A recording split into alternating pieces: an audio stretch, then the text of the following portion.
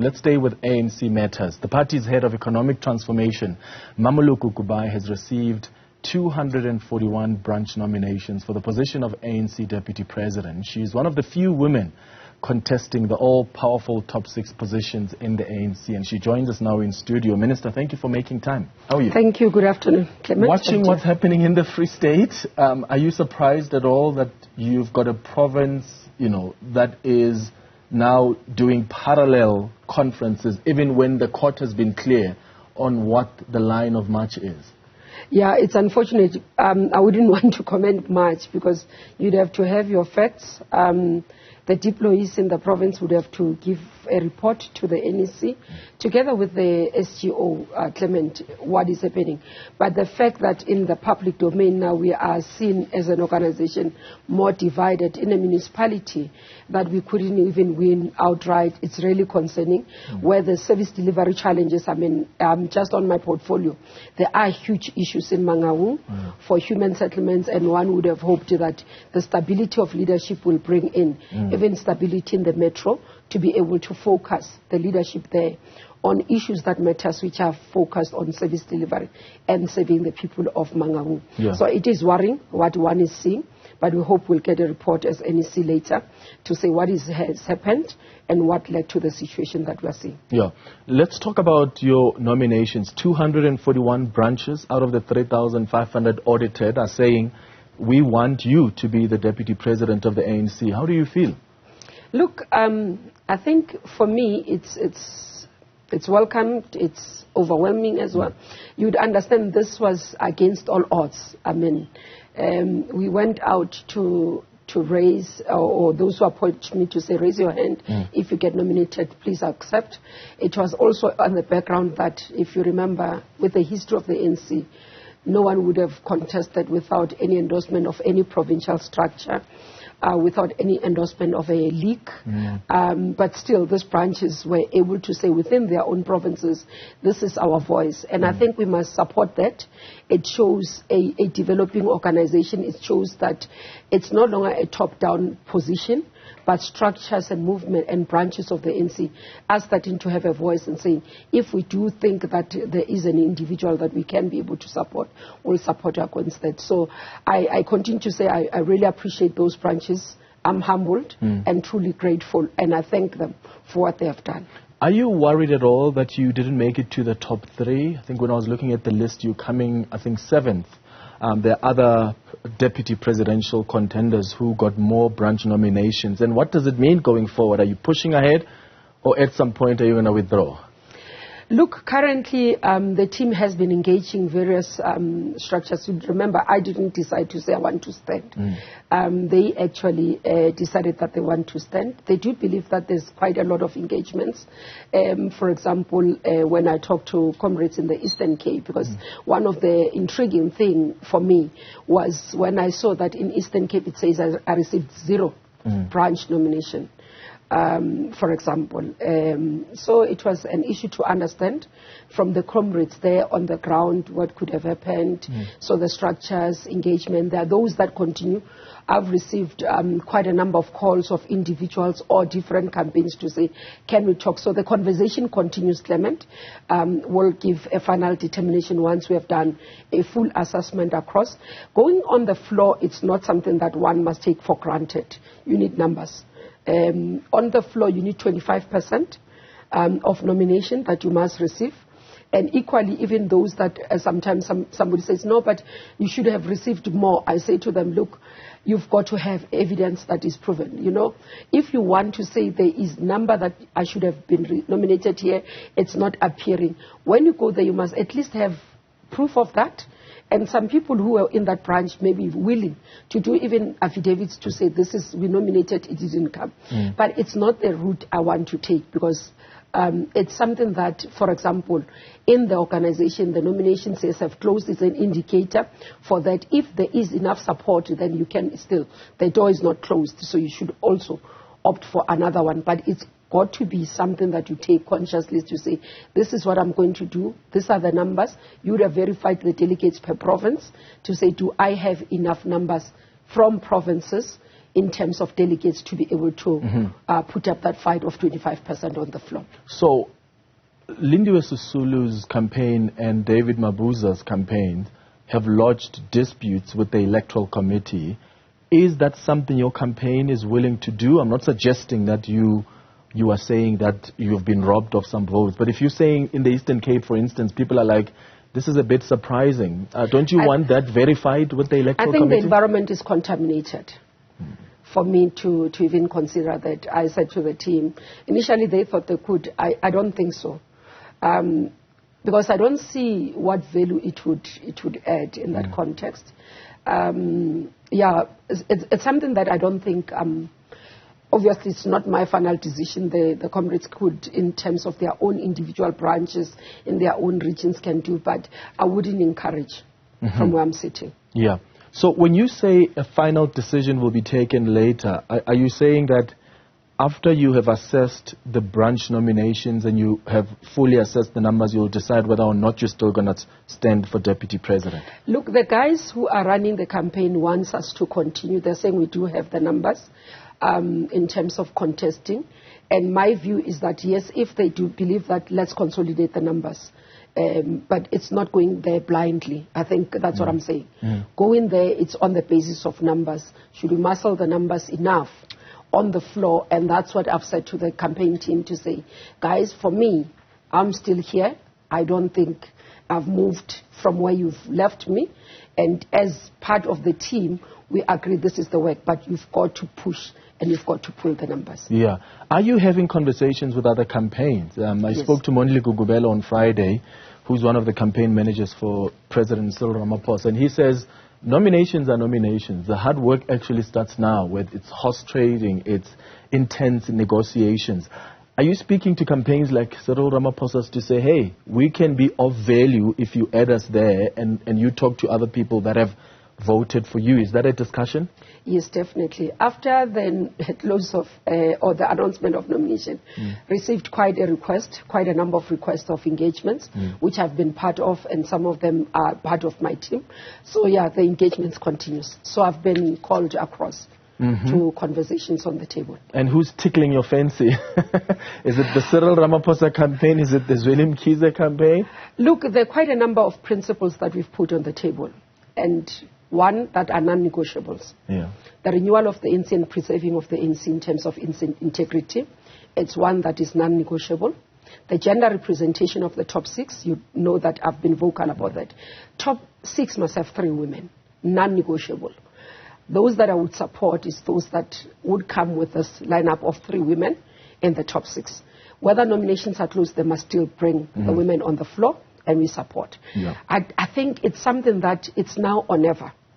We can't continue in society where we have, and we talk about transformation, we talk about gender representation, we're a non-sexist organization, and more than 100 years we failed to elect women in leadership. It's unacceptable. So it's one of the principles that I'm non-negotiating on, and I'm not compromising on. We're going to take a quick ad break, Minister. When we come back, we'll talk more about the renewal of the ANC. What does it look like? And is it even possible for an organization like the ANC to have 3 women in the top 6? We'll have that discussion when we come back. Stay with us.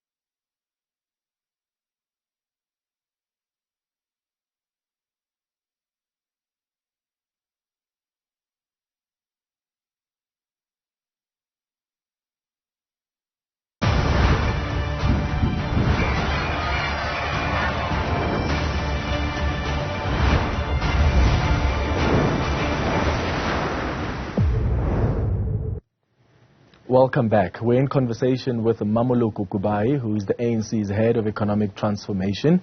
She received about 241 branch nominations for the position of deputy president. Before we went to a break, you spoke about the renewal of the ANC, and I want you to explain what that renewal looks like. But before then, you've always been passionate about the issue of gender representation.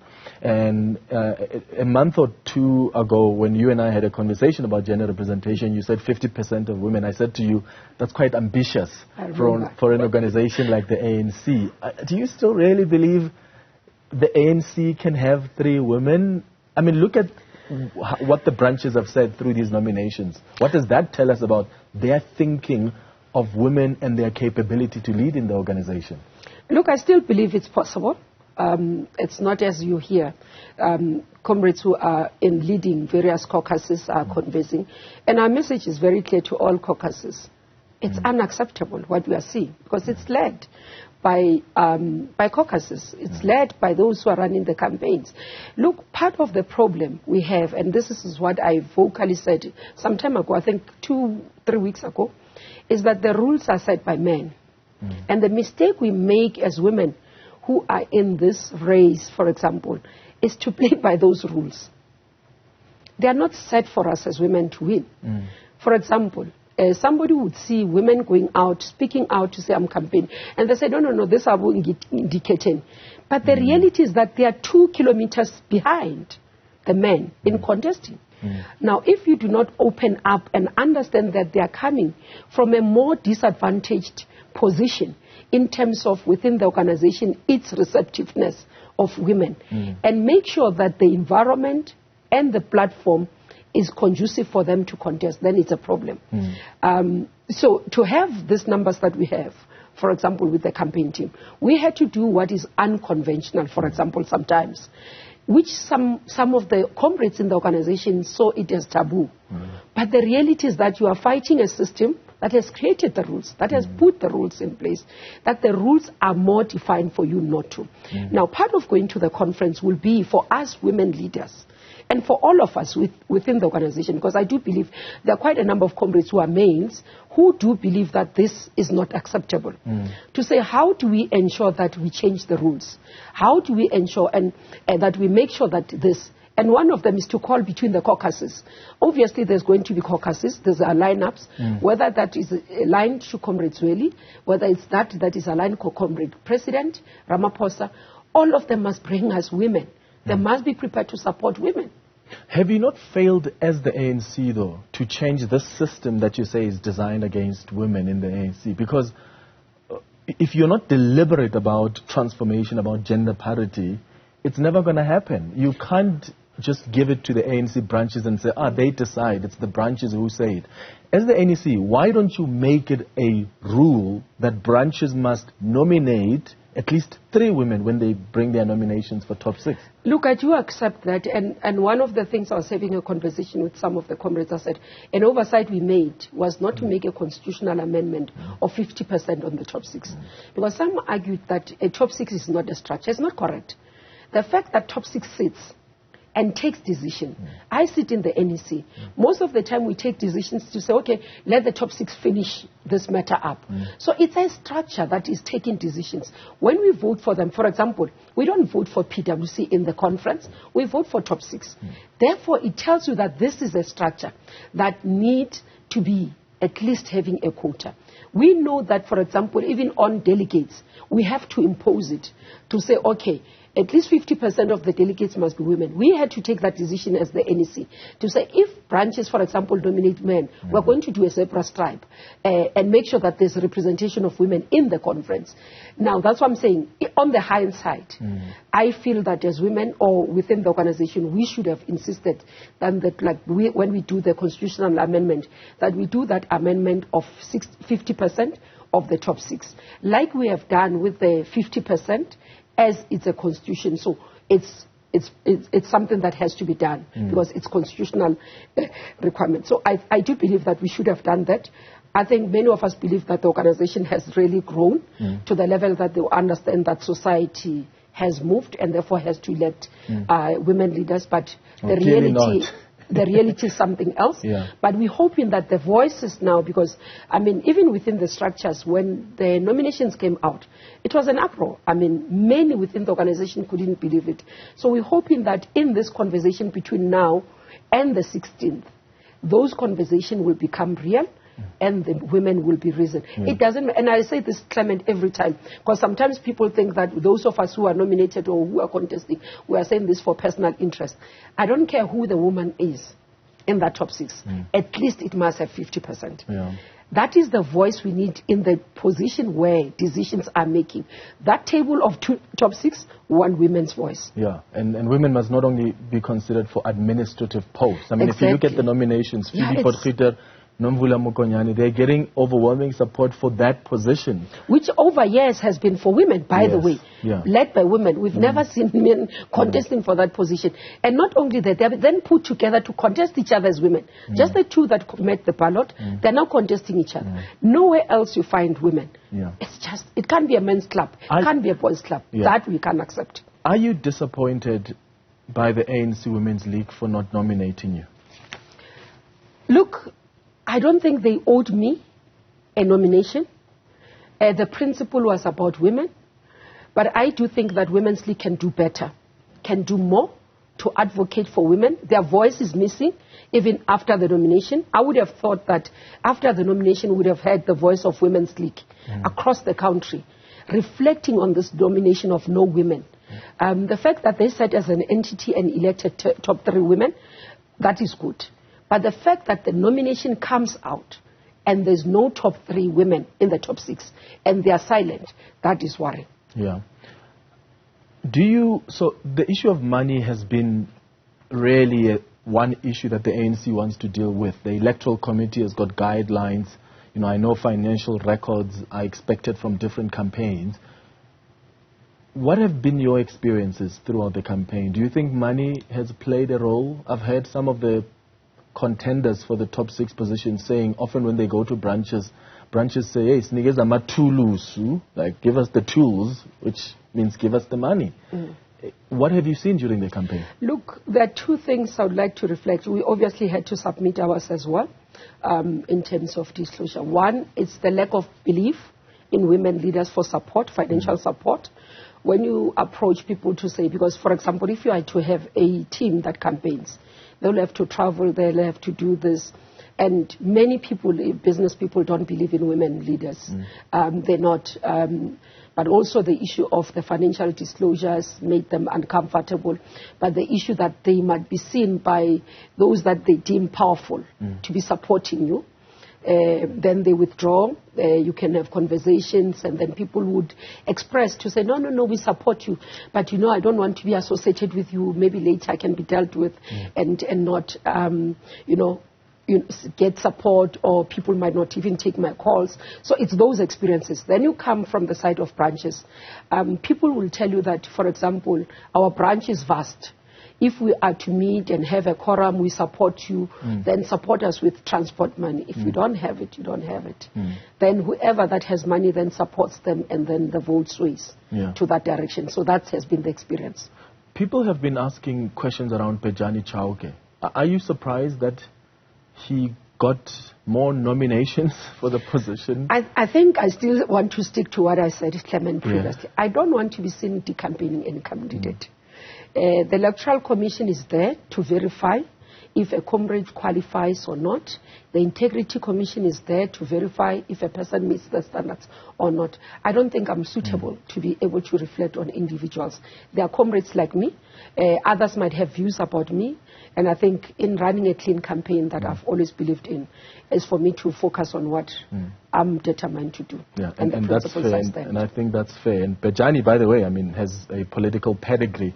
I just wanted to get thoughts on what you think, because some people feel, where has he been, and how is it that he's able to get so many nominations? I want to ask you about the 2 presidential contenders. We've got Cyril Ramaphosa, we've got Dr. Zweli Mkhize. They are the top 2, really. Do you think the ANC can survive without Cyril Ramaphosa? In other words, ahead of the 2024 elections, if Cyril Ramaphosa is not the face of the ANC, does the ANC stand a chance to be given another opportunity? Look, more for me is, I'll rather rephrase it because I'm trying not to be seen as if maybe de-campaigning comrades really in the context. One is that we must allow the branches of the ANC to support who they believe in. But for me, as I said previously, my preferred candidate would be the president. And I know quite a number of people who support me because they come from different, I must explain, they come from different camps. Others would say, please don't say you support President Ramaphosa because, we support you and we don't support him. But I think for me, it's the issue that one, his term, and you know that I didn't support him in 2017. So I supported Mamkosazana. And now I do feel that having been in office, worked with him both in terms of the NEC and in terms of government, I do feel that the 5-year term was disrupted. The plans in terms of economic reconstruction and recovery could have done better, or the plans around economic development could have come out better should we not had things like COVID-19. The issue around, I don't doubt his genuineness about the organizational renewal. I don't doubt his genuineness about reaching out and wanting to unite the organization. Because many people and those who would have supported him in 2017 would have even been impatient with him to say he didn't become decisive. But where I'm sitting was precisely because he wanted to unite the organization. So I do believe that he's gone extra mile to be able to unite the organization. It's unfortunate that we do continue to have a divided organization where we sit. Two, in terms of the interest of the country, rebuilding the organization, rebuilding the country, and actually being able to fulfill what he has started. I do believe that he would be able to assist the organization. Quite honestly, across the country, he does still has support in terms of broader communities, broader society, and I do believe that many South Africans still believe that he is still fit to be able to lead us. I do believe with him leading the organization towards 2024 elections, we stand a better chance. But also it's not only him, but the collective that he will be leading with, but also around the policies that we've got to be able to champion. One of the weaknesses or one of the critics around him is around the issues around transformation, which some of us have been leading as people who work with him. And I think we should be able to strengthen in that area and ensure that majority of South Africans are able to benefit in the wealth of their country. And that's why the reconstruction and recovery of the economy. Yeah, you spoke about 5 years of his term being disrupted. One thing that may disrupt his campaign is Phala Phala. We're waiting to hear from an independent panel in Parliament. The Hawks, the Public Protector, I think the Reserve Bank as well, have their own investigations. How concerned are you that those things may disrupt his campaign? Look, my view, and we've said that even in the NEC, my view has been that, one, I appreciate the fact that he came out to take us into his confidence, which is not the norm. He came out late, though. Look, we can say late, or no. He explained why only now, and all that. You'd remember when he started speaking at Limpopo conference, many of the people said, why did he speak? It's too early. He must go and seek legal opinion, because he nearly got into trouble with Busasa when he spoke in Parliament about his son without legal advice. So depending where you're sitting, those who are in the legal fraternity, they say, no, it's correct that he didn't speak before he got legal advice, and his legal team was confident and was ready to be able to speak. From a moral point of view, from all of us as society, we might say that he should have taken us into confidence at the beginning, earlier on. Whether late or late, but it has happened, and we appreciate that. The second issue which I appreciate is the fact that he says he's prepared to come through, clean, explain. And one of the things I'm happy about is that most of this, especially the independent panel, the report is coming out even before conference, which will allow us to say when we stand in conference that at least this is the report from an independent panel that says this is the requirement, and we'll deal with that at that time. Mmamoloko Kubayi, thank you for coming in, and good luck. Thank you very much. I appreciate your time. Coming up...